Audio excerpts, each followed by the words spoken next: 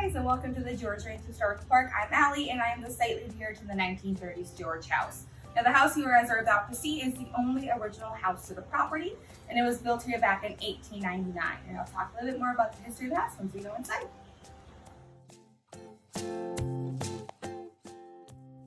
So welcome to the parlor. This is the room where Albert and Mamie, the owners of the house, will greet their guests. And so as I was talking about outside, this house was originally built back in 1899. The architect of the house was Nicholas Clayton, and you will probably know his work whenever you go to visit the Bishop's Palace down in Galveston, Texas. Later in 1911 is when they would do an upgrade to the house by adding the second floor, and so that's what the house looks like today. This is where the Georges and their guests will be eating their meals. The chair that's right in front of us here that has this little bottle of Tabasco sauce, this is where Mr. George will sit. He was a very big fan of Tabasco sauce and was known to even put Tabasco sauce on his ice cream. 3 drops per spoonful, that was his ratio. So welcome to the library or the radio room. The radio over there in the corner is going to be the main piece of furniture to talk about here in this room. That radio is a 1937 shortwave radio by Philco. And so shortwave means that it can pick up radio transmissions across the ocean.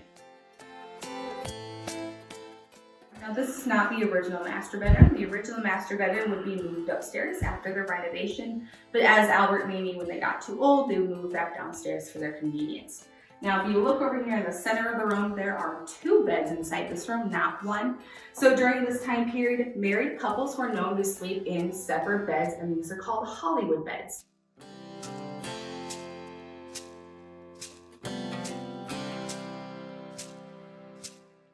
Now, as I mentioned, downstairs, the original master bedroom would be upstairs when they had the second floor.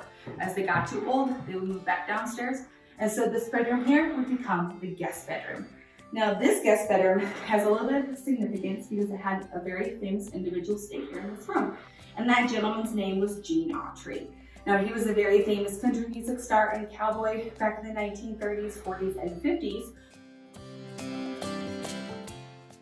So this next bedroom is the bedroom of John Henry Jones and his wife Fredonia. Now, John Henry, or those just known as Henry Jones, is the cousin of Mamie, and he and his wife Fredonia and their daughter Mary would move into the property in the 1920s to act as foremen to help the Georges run the ranch. So this next bedroom belonged to the Joneses' daughter Mary. Now Mary would become the next living heir here at the ranch. And so she was much beloved. The tree house that you guys will see in the backyard was built for her when she was a child. You will also notice over here next to her bed is another type of radio by the same company, Philco, like the one downstairs. And that is like having a TV in your bedroom.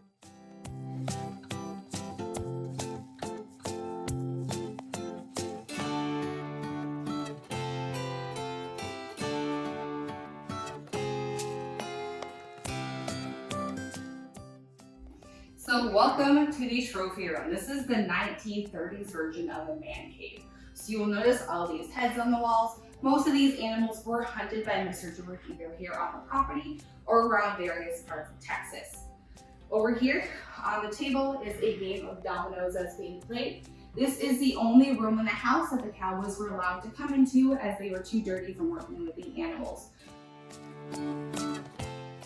This is probably one of my favorite rooms in the house as it has a lot of really cool different appliances from multiple time periods. My favorite appliance is over here right next to me, and this is an electric stove from 1954. Now this stove was originally designed by General Electric, but it was also partnered with Chevrolet, the company that makes the cars. So you will notice over here on this side, all these dials and the way it's designed looks like the dashboard of a car. This stove is also pretty neat because it has built-in salt and pepper shakers.